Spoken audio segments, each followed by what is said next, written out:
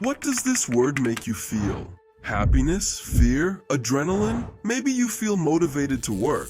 Or maybe you feel the urge to imagine dreams you could make come true if you manage to get the right amount of money together. But maybe you don't feel so good when you hear that word. Maybe the mere mention of the word money makes you anxious, and your mind starts to throw you countless thoughts of scarcity about how you need to earn more, pay off debts, find a way out of the hole. Whatever your reaction, we all have one.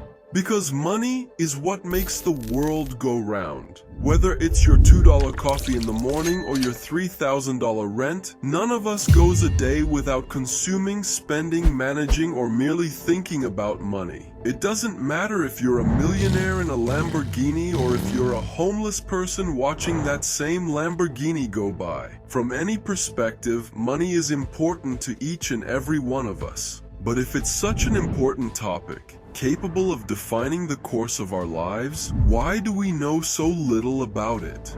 You only have to look around you to realize that most of us know absolutely nothing about how money works, and above all, what it takes to earn, accumulate, and multiply it. But today that's gonna change.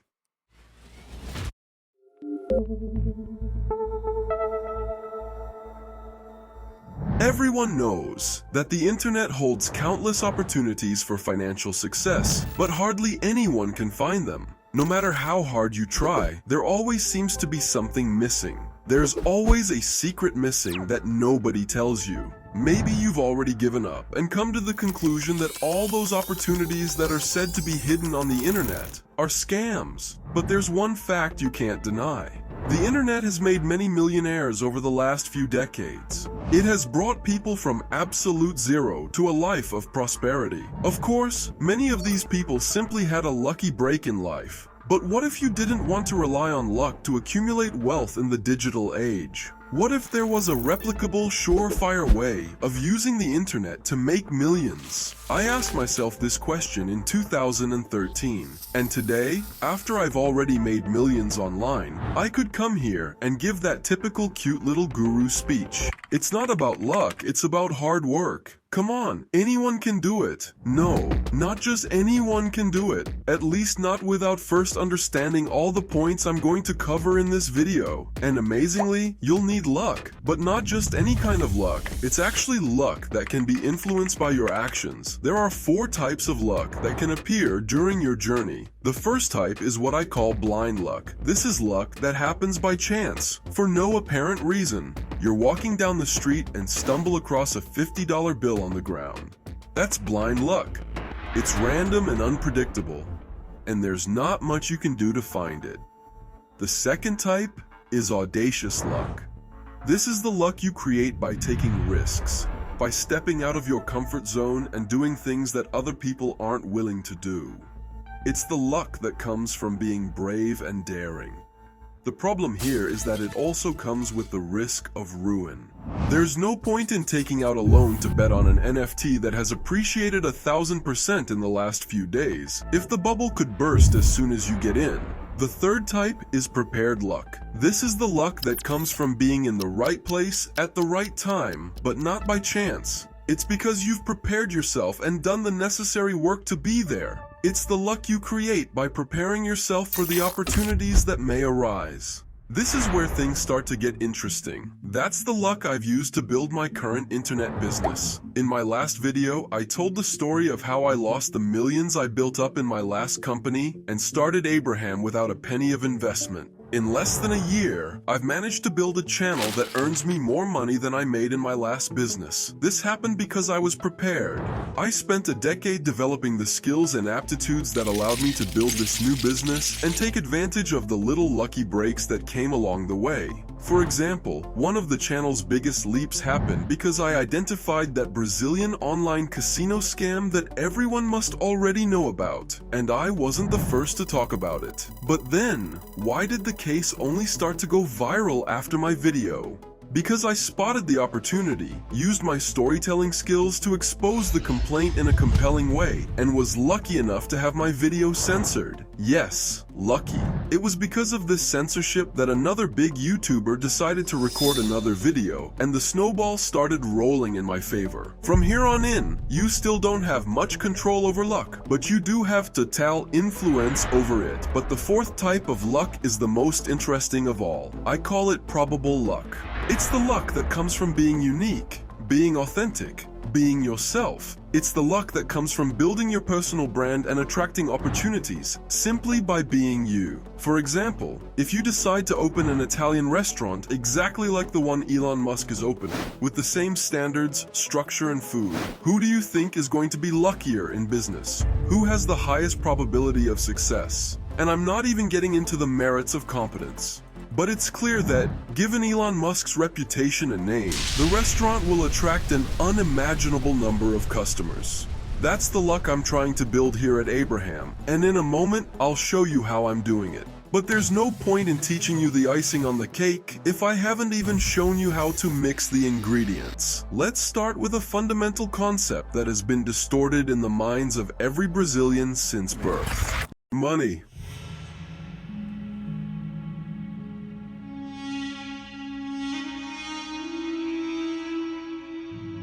If I asked you what man's greatest invention was, what would your answer be? There are many options. Would it be fire, because it brings us warmth, protection, and the ability to cook? Or perhaps you would choose the wheel, because it is the basis for almost everything that has been invented since its creation. Whenever we think about humanity's greatest inventions, this kind of thing comes to mind, but we tend to forget the most important invention of all: money. Unlike fire and the wheel, money has no intrinsic value or benefit. It's something immaterial. Perhaps that's why we don't think about it in the same way we think about other great inventions. Money is merely an idea, an illusion whose value is directly linked to the importance we attach to it. All it takes is for most people to stop believing in the value of that money, and it quickly loses its function. This is what happened in countries like Venezuela and Argentina. Have you ever stopped to wonder why we attach so much importance to a number stamped on a piece of paper? Why do we need it to get shelter, food, and clothes? Wouldn't it be simpler if we all lived in a society that cooperated and shared everything equally, without having to worry about accumulating something that only has imaginary value? As appealing as this idea is, there is something immutable that can make us absolutely certain that this would never work. Human nature, our DNA. Knowing that human beings are individualistic by nature, a utopian system of equal collaboration would bring with it a lack of incentive for progress and innovation. Money creates a reward system that motivates each of us to develop skills, inventions, and solutions to other people's problems. Not because we are nice and benevolent, but because we see the opportunity to gain individual benefits from creating these solutions. Eliminating money is also eliminating that reward system that drives the human race. Look around you. See how many people in your social circle condemn capitalism as an evil, oppressive system, created by exploitative bourgeoisies to subjugate the poor. And in fact, it's not a perfect system. There are many problems to be solved, such as monopolies and corruption. But that's exactly what money encourages us to do, to find solutions to problems. The fact that it's not a perfect system doesn't mean that it's evil. Capitalism is actually something intrinsic to human nature. It's not something we invented, and it's not even something we discovered. It's an innate system of human relations. When you and I are talking, I expect to receive quality information from you, and you also expect to receive it from me. If I'm not benefiting you with what you expect from me, you'll simply talk to someone else. The notion of exchange and recording value is built into our DNA as social animals, and what makes us able to cooperate is the fact that we can keep a record of debit and credit, even if it's mental. Who worked the hardest in the tribe? Who contributed the most? This is the basis of the free market of voluntary exchanges. This is exactly what made us evolve and develop the greatest invention of all time: money. The prevailing idea in society is that for someone to win, someone else has to lose. Most of us believe that this is a zero-sum game, but that couldn't be further from the truth. Think about how human beings came into the world. We were fragile, scarce, and maladapted creatures, living in caves and without any prospect of prospering. But over time, wealth began to be created. It starts with natural resources, then tools, and then technology. Unlike other species, we have always been able to create value through hard work and imagination. But it was only after the creation of money that we began to prosper at an accelerated rate. Before money existed, you couldn't store or accumulate value, not to mention the fact that you depended on finding people interested in what you have to offer to exchange it for something of interest. But now, any human being can create value in the life of another. When I take bricks and build a house for you in exchange for money, a new value beneficial to both of us has been created. I received the money, and you received a house that didn't exist. Both parties left the transaction satisfied with what they received. This is why each of us is much more prosperous than any human being was able to be 500 years ago. Back then, nobody had antibiotics, nobody had cars or electricity. All these inventions have made us a prosperous species as a whole.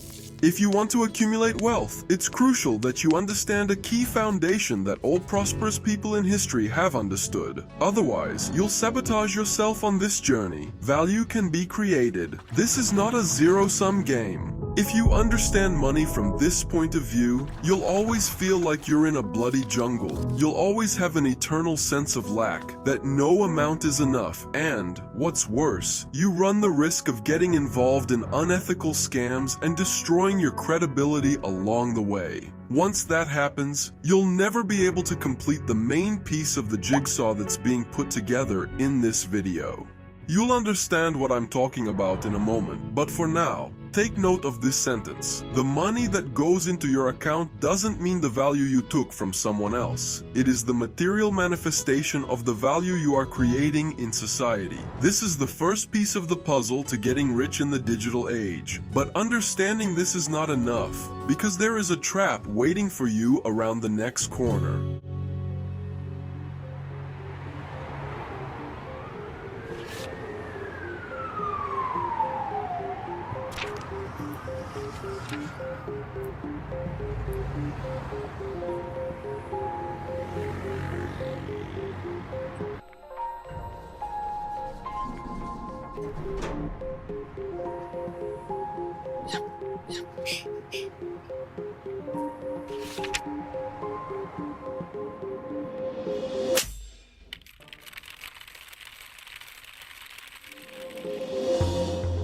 A relentless pursuit of success that never comes. The term coined by Robert Kiyosaki in his best-selling book, Rich Dad, Poor Dad, is often related to a steady job in the standard model. But this is not an absolute truth. You can be a doctor, a lawyer, or an entrepreneur, making millions and still be suffocating, trapped in a wheel that spins, but doesn't let you go. Always chasing the next check, always dreaming of a financial freedom that never comes. The truth is that how much you earn doesn't determine how prosperous you are.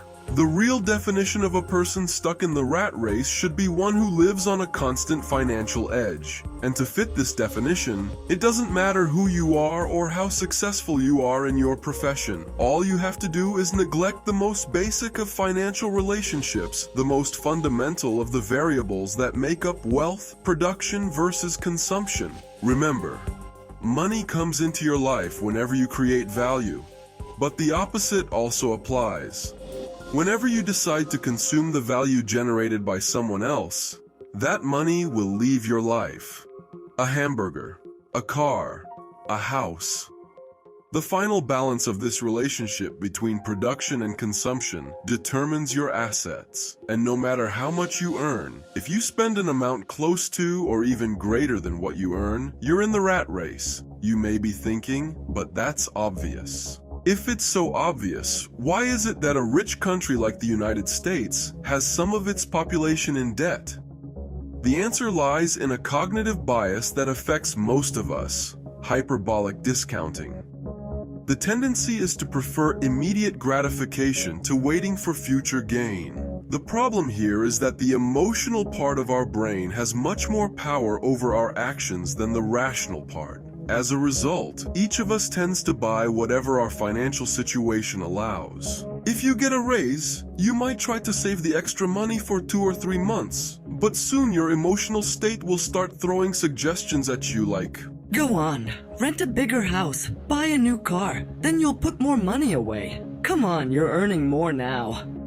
It starts with a subscription to Netflix, Spotify Premium, then the habit of dining out on Saturdays. But human desires never cease. Your emotional mind will ask you for more and more. Little by little, without realizing it, you increase your standard of living. It's not long before you feel a sense of suffocation, a feeling that the moment money enters your life, it immediately disappears. And the more responsibilities you take on, the more dangerous this relationship becomes. A redundancy, a health problem, or any unexpected circumstance in life can cause your complete ruin. Consider the mental state this trap will put you in. Your work, the way you create value in the world, is no longer a choice. It becomes an absolute necessity. If that sounds like the story of your life, don't be surprised. This is a psychological trap that almost all of us have fallen into. And before you apply any of the pillars you'll see in this video, solve this problem. Put it at the top of your priorities. After all, what's the point in acquiring money if the biggest problem seems to be our ability to handle it? Living below your means is a way of guaranteeing your independence. It's what will give you the freedom to make choices, pursue opportunities, and produce value in the world according to your genuine interests. It's the only way to free yourself from the eternal cycle of continuous consumption called the rat race. The good news is that changing this mental pattern is not as difficult as it may seem. All you have to do is make a firm decision and seek out information on financial education. Financial channels such as Primo Rico and Bruno Perini, both Brazilians, are great sources for learning how to deal with the imbalance between production and consumption. But that's just the first step. That's not what will actually generate wealth in your life. There's a reason why these guys are so big on the internet. Their goal is to reach a large mass, and it's easier to reduce consumption than to increase revenue. Remember what I said at the beginning of the video? This path is not for everyone. If you're still here, I assume you're not just anyone. So, now that the kids have left the room, it's time to dive into modern alchemy, the ability to make money.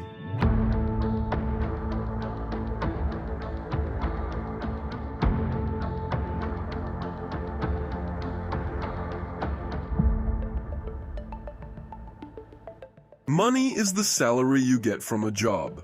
Believing in this premise is what makes all your life's efforts directed towards getting a job, getting promoted, moving to a company that pays better. But what's wrong with that? Following this path also means giving up a precious resource, the most valuable of all. And once it's lost, there's no getting it back: time. In an ordinary job, the amount of money you earn is dependent on the amount of time you sell in exchange for that money. And don't get me wrong, you can still prosper by making this exchange. But remember, money isn't your salary, it's the value you've produced. When you understand this, you realize that the money game is not about how hard you work. A bricklayer's helper works hard all day, and in the end, earns much less than an investment advisor sitting in front of a computer. Why is that? Because the market perceives the value produced by the bricklayer as being much less valuable than that of the advisor. As harsh as that sounds, the bricklayer's helper can be replaced by anyone willing to carry bricks. On the other hand, the investment advisor has spent years studying numbers and has found efficient ways to multiply other people's assets. If I have 10 million and you can advise me on an investment that will increase my income by 2%, we're talking about $200,000. If you have the knowledge and skills to put that extra money in my pocket, I'll be more than happy to pay you $50,000 or even $100,000 for the effort. That's it.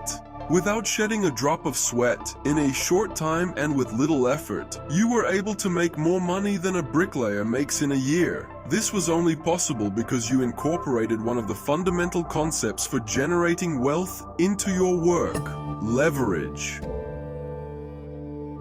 There are 3 types of leverage. In this example, you've just used capital leverage. This is the most traditional type. It involves using money to make more money. For example, you can invest in shares or real estate or manage it so that this money multiplies. The hardest part of this type of leverage is getting access to the capital to make your efforts worthwhile. Because, let's face it, it doesn't matter if that money is yours or a client's. Managing $1,000 efficiently isn't going to make you financially independent. But if you had $1 million, you might be able to invest it in such a way that the earnings were greater than your cost of living. Once you have enough money to multiply it by more than you spend, you have leverage. The spiral of prosperity begins to feed back in your favor, making more and more money work for you. But let's be honest, how many of us have access to an amount capable of generating prosperity through this kind of leverage? Well, hardly anyone. But don't worry, the game doesn't end here.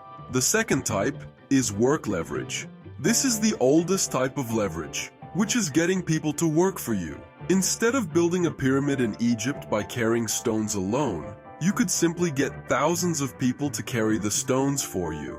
Obviously, this system that began with slavery has evolved into an agreement between 2 parties. Today, you need to benefit a person to get them to work for you. Otherwise, your competitor will. Society assumes that the more people working for you, the more successful you are, the merrier, right? Not necessarily. In fact, if you want to thrive in the digital age, this is the worst kind of leverage you can use. Managing other people is extremely complex and stressful. By hiring too many people, you could be building your own ruin.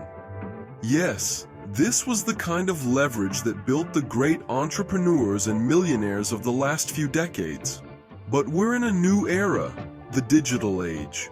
To build wealth, you no longer need to stress about a huge team. In fact, the game of prosperity on the internet has been to involve as few people as possible in an extremely profitable operation. You do this through the third type of leverage, code and media leverage. This is the most important type for you to thrive in the digital age. It's the idea of a product that can be replicated and distributed countless times with no marginal cost of reproduction.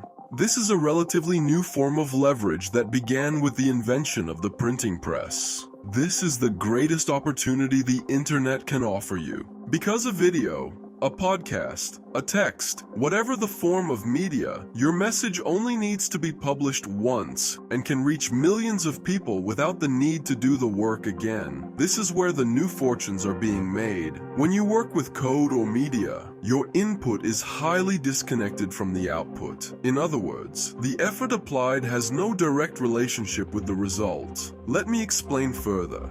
Let's take 2 examples. A cab driver and a software engineer. The driver, no matter how hard he works, can only serve a limited number of passengers a day. His physical and mental effort, the input, is directly related to the output, which is the number of rides taken. No matter how efficient he is, there is a limit to the number of runs he can make in a day. Now consider the programmer. He can spend hours, days, weeks, even months developing software. But once that software is created, it can be duplicated and distributed to millions of people with a marginal cost close to zero. The input, i.e. the time spent developing the software, has no direct relationship with the output, the number of copies that can be sold. The same thing happens with a YouTuber who publishes a video on a topic that may not be relevant today. But in 3 years' time, something makes it relevant and bum, that video explodes overnight. Every piece of content published is a new opportunity for leverage, without the need for any extra effort. That's the beauty of the digital age. It allows us to create value in a way that is not directly linked to the time and effort we put in. And the most interesting thing about the new forms of leverage is that you don't need anyone's involvement to build them. To get work leverage, someone has to decide to work for you. To leverage capital, someone needs to trust you enough to put money in your hands for you to multiply. But developing code, writing a book, creating a script for a YouTube video, none of this requires the involvement of other people. Anyone can do it themselves and get rich without anyone's permission. Don't think of me as the holder of the absolute truth. Yes, I've managed to get where most people haven't yet, but I'm far from reaching the destination of this road. Just like you, I'm still learning. All I can do is show you what I've learned so far and what I'm seeing on the stretch of road I'm about to walk. So pay attention, because now I'm going to explain the best way I know to build leverage in the digital age.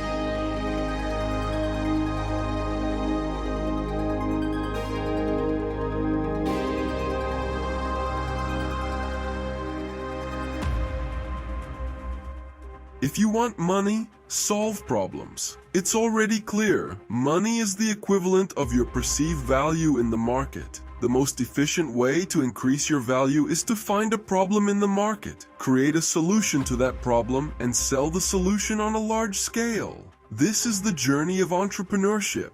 A successful business is one that is able to produce great value in the market, so that the productive side of the equation grows exponentially in relation to the effort applied. So let's think about what can be sold on the internet countless times without a direct connection, with the effort applied, and with a zero marginal cost of reproduction. Yes, online courses. And it's no wonder that so many people are trying to leverage this method in the digital age. Anyone can create an online course, but don't get too excited, there's a big catch here. While this is a great opportunity, it's also a huge problem. There is a factor called the barrier to entry that defines the quality of your solution. A high entry barrier means few extremely competent people competing for a large share of the market. On the other hand, a low entry barrier means a huge number of unprepared idiots fighting over a derisory slice of the market. And the result? Anyone who monetizes their knowledge on the internet today needs to be prepared to be severely attacked, called a scammer, a course seller, a manipulator. But how could it be otherwise? A business model with infinite potential and zero barrier to entry will naturally attract a herd of characterless idiots. And remember what I said at the beginning of the video? Anyone who sees money as a zero-sum game thinks it's possible to extract value from the market without first creating value in people's lives. This thinking creates a mass of opportunists who get involved in unethical scams, people who quickly destroy their reputation and miss the opportunity to build real wealth. That's why whenever someone comes along selling a magic formula on the internet, they quickly disappear off the map and never manage to get back on their feet. These guys leave a wound in the market because their marketing is based on a lot of promise and little delivery. Their products are mediocre and lack depth, and so an egregore of mistrust arises around the sale of online courses on the internet. The consequence of this could not be any other. Anyone who decides to monetize their work by teaching processes that have taken years to build will be seen by a portion of the public as a scammer, ready to rip off innocent people. But then, why isn't the online education market over yet? If it's all a big scam, if everyone is wary of the bad reputation of online courses, why do people still buy them? Why do some people still manage to make a fortune out of it? It's simple. There has always been and always will be real value in specialized knowledge. Those who don't promise magic formulas, but deliver efficient solutions to solve a specific problem, manage to perpetuate their reputation on the internet by simply delivering what their customers need. They don't need aggressive marketing because their own customers will be willing to refer them. The truth is that the world is changing faster and faster, and people who want to stay relevant and productive in this scenario need up-to-date and practical information that can be applied in the internet age. And whether you like it or not, traditional education designed for the industrial age won't be able to meet this demand in the way that online courses can. And that's where the real opportunity comes in. There are infinite problems waiting to be solved in the market, and there is a method of finding out what those problems are. You're not going to enter the online market by creating a course like most people do. If you do, you're simply delivering something that potentially has no real value. The result will be one. You'll soon be seen as just another fake guru, selling courses that promise a lot but deliver nothing. So when you enter the digital world, forget about product leverage. Start by leveraging the value of your time. You do this by creating content and building an audience. In the beginning, your sole focus should be on building an audience and creating a community that identifies with your ideas. It doesn't matter whether you use YouTube, TikTok, Twitter, or Instagram for this. Although, for many reasons, the most efficient leverage platform is YouTube. Just start, don't think too much. Go for the platform you identify with best. As soon as people start coming, something interesting will happen. Naturally, you'll start to identify patterns among the audience's comments. Be attentive. Listen to the market around your content. What are they complaining about? What are their frustrations? What are they saying or wish existed? Are they problems you can solve? If not, are they problems that you can figure out how to solve? If so, bingo. It's time to monetize your audience. But not through a scalable solution like an online course. You still need data. You need to know if it really is a viable solution. You need to know all the angles around the problem you're solving. The best way to do this? Take one client at a time. Work on the solution they need together with them. Observe the process and understand the rocks that will appear along the way. You will monetize your audience in the one-to-one consulting model.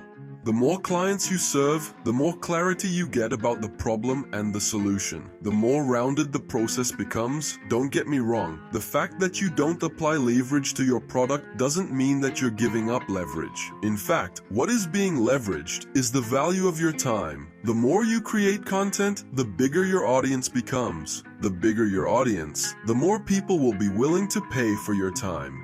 The more people willing to pay for your time, the more you can charge for consultancies. This will allow you to build wealth before you even create your leverage product. There will come a time when you've helped so many people solve that problem that the patterns become crystal clear in your mind. At that point, you know you can build a scalable solution. This is the right moment to create your online course or a program whose reproduction cost has no direct connection to the effort applied. This is how you stand out from the crowd of opportunists in the online course market, by building your own barrier to entry. You become so good at what you do, such an expert in the solution you offer, that there is no longer any competition for you.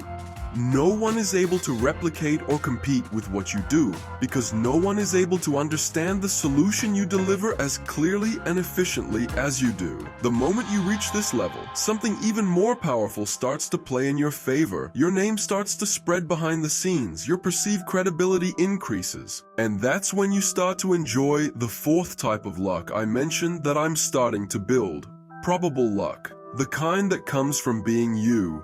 From having built such a strong personal brand that opportunities start to present themselves all the time in your life. You just have to choose the one that makes the most sense. A gym chain, fast food, an online course, or even a clothing brand. No matter what it is, people specializing in any area that relates to your personal brand will be happy to give you a percentage of their business without you having to get involved in the operational side, in exchange for being able to associate that company with your name. You become an accumulator of successful businesses using the leverage that your own name allows you to use. The internet has revolutionized how we create wealth. It allows us to reach a global audience, share our ideas and passions, and create value in ways that were never possible before. But to really build wealth in the digital age, You have to go back to basics. The notion of money, masterfully portrayed by the philosopher Ayn Rand. He who curses money obtains it dishonorably. He who respects it earns it honestly. Run away from the man who says that money is evil. This statement is the stigma that identifies the looter, just as the bell indicated the leper. Money demands the highest virtues. Men who lack courage, pride, and self-love, who have no moral conviction that they deserve the money they have, who apologize for being rich, will not remain rich for long. If you're willing to start the journey, start with this video on the screen. Go there now. Don't put it off. I'm Abraham, and this is my contribution.